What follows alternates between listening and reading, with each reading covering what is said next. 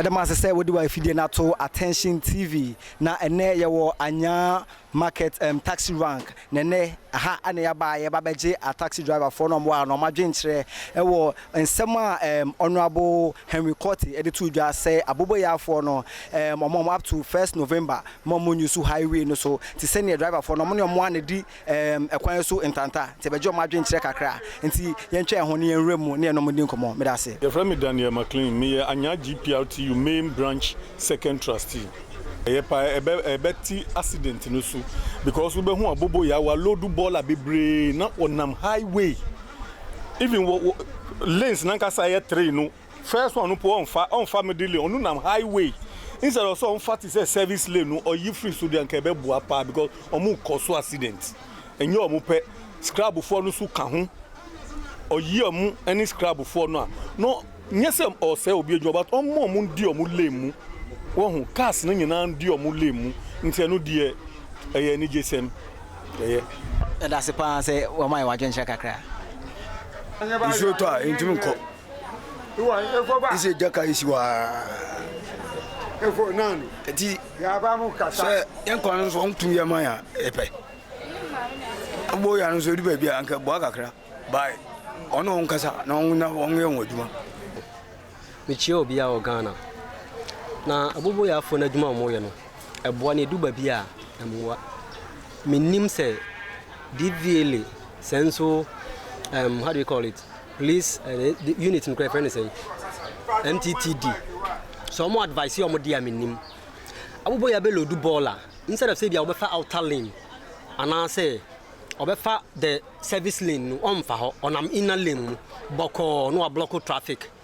ono awon kom mo bi mma ebasa ye edi akire no daba fo edi akire nso na hayen so so betime tu omofo normal ride bike ni ye dia beboa nya baller fo nko an omom so apia wota nyina omka ho bi aboya bo hu abobo ya bia sen na ba ko to no normal paja ni mu ndi asi boye achi no mo dinam ina lane boko kete obi nkan mo asem aboya na ina lane na ka chen so atali na wan hwe obe park moto no no anko ntokwa na kete wo de dia wo ye no nim dia wo ye nti so betu omo fodi a minim so omo association dia omo mpanifo no omo nkasa yi na de omo ye okromo ha no de enye baller fo no nso saa okwa obehu se baller obetuma hwe egu kwan finfin ayese wo sesa ayese won sesa no wagya okọ emfo bia ho wohu so omo association mpanifo no omo nkasa senya sanso MTTD mpanifo no omo nkasa yi obi nkasa omo nya omo adwuma de omo ye no de eboa ebinim baabi ba yeso mo nyuzu highway mo nyuzu highway no wo ho ba highway no ebi wo ho mo mfa outer lane na say the outset no omo nam inna no no ma block traffic wa chiri so hu nti so mbefa nchan no kura eboa no mo kọ no boko ba obefa mfinfin onko ma wonko bi obo no so aben a won fi so hu say that net no nti aniama no de omo ye na ye omo nya de se fata anase mpanimfo ntu omfo omo association a omo nhia na omo ntu nkwala no fo na omo nyina omo motwe moto no nyina de especially baller fo no omo moshi anu afa baller omo moshi enya baller na ofanti no aboda mo nipa na kse omo moshi enkwala nketenkete yesi moto fo nya license omo nya road adi wahu wo road adi wo insurance why your license wona ma e bia police in how entity in how baba bia wo se wo fa no nso omo nkyere omo kwan a wo se omo fa so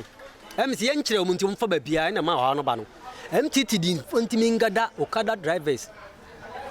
the Pragia and what have you the tricycle riders ni nyina omo ngada omo na omo direct omo ba bia wo so omo fa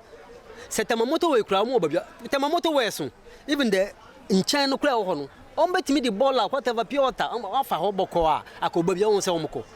ba sa wona middle lane dia sometimes bibi isi kura na e be man se mebre asi no kure de man panyin mu kan no kure because ye hwe de o man ko ne abobo ya afo no ko na udi to ma moto a eni nyan because ka bia betumi cross no any time na moto we nsonso no ye ne se wo kwa wo ba ba se o ma ye no e ka ne say obia crossing obi atumi cross nti yesre senke betumi o menya kwan foforo bi de ama wo mo de afa so na de wo be ya e be boa ama wo mo so wo be nya dada wo manu aduane no eno na ye nyina hwe ko ye nyina ye Ghana fo ma yɛntumi mpo bi ne yɛmfa bi nso ɛnto bi nto nkyene sɛ yɛnyina yɛ Ghanafoɔ ma no deɛ wɔhu kwan a wɔmbɛfa so a wɔmbɛtumi aboa sɛne ɛbɛyɛ wɔn so daadaa no aduane no wɔmbɛtumi adidi ama wɔ Ghana nso asomdwe aba ahokyerɛ nso deɛ ɛdɔɔso baabi wɔn te no wɔn ho tɔɔ wɔn nsi mmra bi na wɔn mɛhwɛ sɛ deɛ ɔman no atete apansema hwɛ gyidi enya wɔn mu no wɔn afiri Enti amanfo eye anya taxi rank yabaye anya market taxi rank yabaye a taxi driver for no be din komo o madwen kire kakra o de mae eno ne ne ye de bramo Attention TV but mama refi say obe subscribe Attention TV about Facebook Instagram and YouTube enti Attention TV yes we inspire you more ye dem ase samahwe